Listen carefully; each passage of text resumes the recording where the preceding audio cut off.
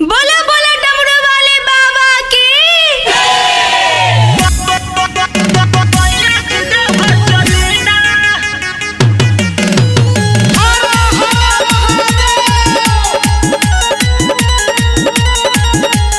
Music by DK दीवाना। पीके गाजा राजा रहुआ तो मस्त बानी जी, भोले बाबा के भक्ति में व्यस्त बानी जी, बाबा के भक्ति में व्यस्त बानी जी। पीके गाजा राजा रहुआ तो मस्त बानी जी, भोले बाबा के भक्ति में व्यस्त बानी जी। चलो जल ढारे बाबा उपरिया साड़ी सैया किन दीना दीना। हाँ गोई सावन महीना सोया जी घर चलीना।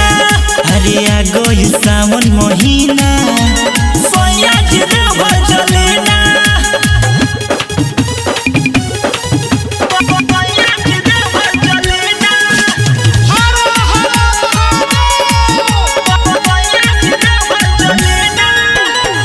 देखी हो दे जात बिया मुखिया जी के गाड़ी हो, कांवर हमारो ले ले बेसैया, लागता भीड़ बड़ी भारी हो, लागता भीड़ बड़ी भारी हो।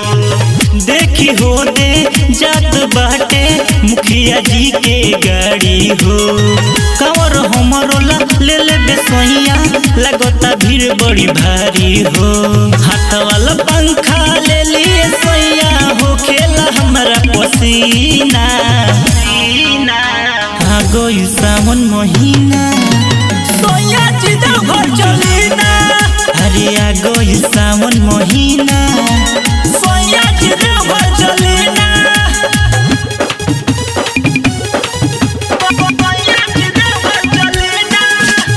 Arya studio Tamkuhi road Kushinagar.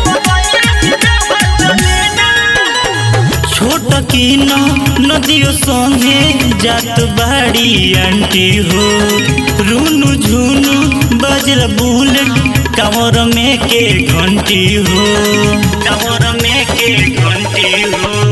छोट की नदियों संगे जात बाड़ी आंटी हो, रूनु झुनु बजला अभे कांवर में के घंटी हो।